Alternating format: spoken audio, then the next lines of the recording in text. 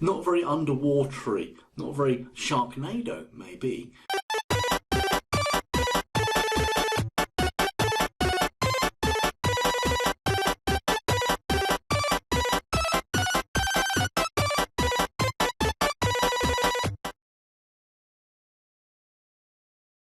Over the years, I've taught students all sorts of different game builds, but I keep going back to an old favourite as the best way to introduce you to a lot of complex aspects of Scratch, but in a really nice, staged way that's, I think, quite easy to understand. And the game that I'm going to do is one where we have, I call it the fish and shark game. We have a shark chases the fish, and you have to control using keys on the keyboard. So here's the thing, that's what we're going to build in this video. And I want to introduce you first of all, because some of you may be starting from scratch, pardon the pun. So I'm going to have to just walk you through some real basics. Now, the way it works is this. This is Scratch, top right hand corner here where you see this cat. That is where the game will be played. To trigger the game, to start the game, we'll press this green flag to make it go. And then over here in this area, we have where our code is going to go. And we just drag the blocks out to put them there, and we drag them back over there to get rid of them. So this is going to be a fish and shark game. No cats in the fish and shark game. So I don't want that cat, and to get rid of that cat, I'm just going to head down to the little mini version of it here. It said Sprite 1. I thought it'd be called cat, never mind. But there's a bin there, so we're going to get rid of it. Now, this leaves me with a white background. And this is also, if you look over here, it's sometimes known as the stage, and sometimes I'll use the word backdrop. Backdrop, stage, to me, they're interchangeable words. So if I've used those two words, that's what I'm talking about, the sort of background, if you like. But here is a white background, not suitable for a fish and shark game. We want an underwater scene. Now luckily, right down the bottom here, Scratch comes with the ability to choose some backdrops. And there are options here. You can upload your own, you can go on the internet, save one, upload it, any old picture, you can put that in there. You can get a surprise background, which, not very underwatery, not very Sharknado maybe, but there wouldn't be swimming fish or flying fish. I don't know, it's just not bright background, is it? We'll get rid of it in a second. The other option is that you could paint your own one, and if you want to be very artistic, why not?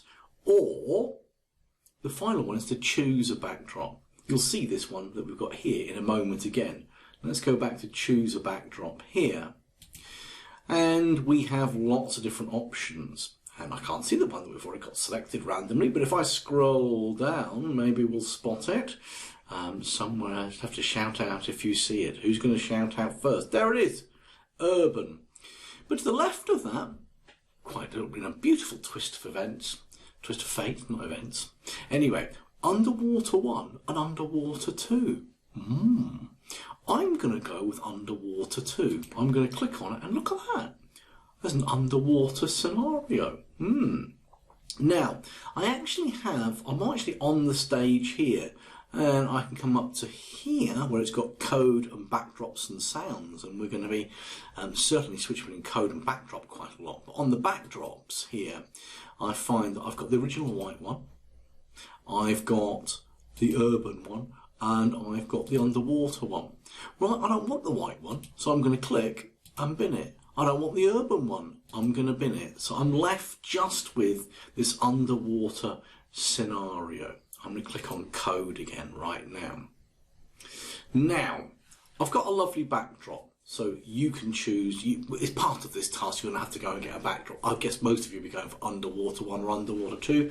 Or if you're feeling very artistic, you could draw one. Or if you want to go on the internet and find something more realistic as a backdrop, then go and grab a photograph off Google and use that as your backdrop. It's not difficult to do. Oh, my apologies. It's difficult to do if you do that. On here, just upload a backdrop, try it.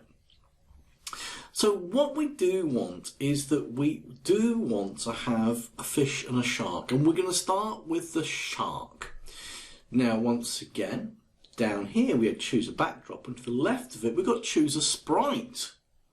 And again, we've got the same icons. We could upload pictures of sharks, or we could have a surprise sprite, which if I click it, gives me a young man there who's called Sam by the looks of it. I think Sam's going to struggle underwater a bit, so let's get rid of Sam by pressing that one there, and Sam has gone. We can paint a shark if we wanted to, or fortunately, I've done this for many years now, choose a sprite. I just happen to know that if I scroll all the way down, it's alphabetical. He says, oh, a pufferfish, not seen that before. Might be a winking pufferfish. I'll be using that one later on. But I've got shark. I'm not sure what's going on there. It's like a hammerhead shark, is it? I don't know, it's a bit weird. But I like this one, mainly because he's got 3 different costumes, which I'm going to show you in a moment. So I'm going to click on Shark 2, and he has appeared here.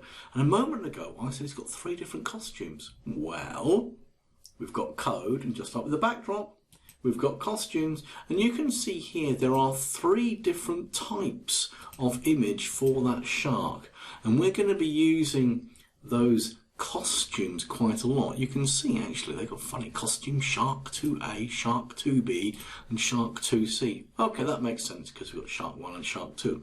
We're just not using the Shark 1 picture. So here's our first task. I'm going to give you a piece of work to do. Now what we've got is this. I want the shark, I'll go back to costumes actually. I want the shark to be like this, and he's going to flip. Watch this shark here, watch the big version. I want it to be flipping between those 2 costumes. It's sort of like he's sort of angry and trying to bite, because we're trying to eat fish. So we want that shark to flip between the 2 costumes. So how do we do that? Well, we need to give the game some code. All right, and I'm going to explain to you. I'm not going to do this as watch and repeat. I'm going to give you little tasks to do. Here's your first task. We want to make this shark switch between the 2 costumes so he looks like he's biting away, chomping away. Right, we know that to start the game we have to press the green flag, and we can find a command when the green flag clicks in the events block here. It's the first one. Now, what we want the shark to do is, in looks here, we have this one down here. It says switch costume 2.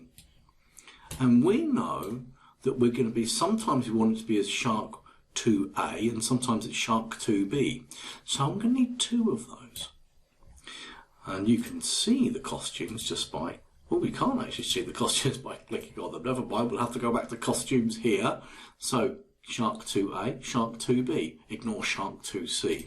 So we know that we need a switch costume 2, we need 2A and 2B. But here's the thing. You need to have a little bit of a delay between the 2 of them. So we need another block, and this can be found in control. And that is the block, well, I say it can be found, yeah, found in control, there it is. That is the block at the top here, wait 1 second. Now you can have fractions of a second. You can put 0.1 if you wanted to, that's like a 1/10 of a second. But what I want you to do is the following.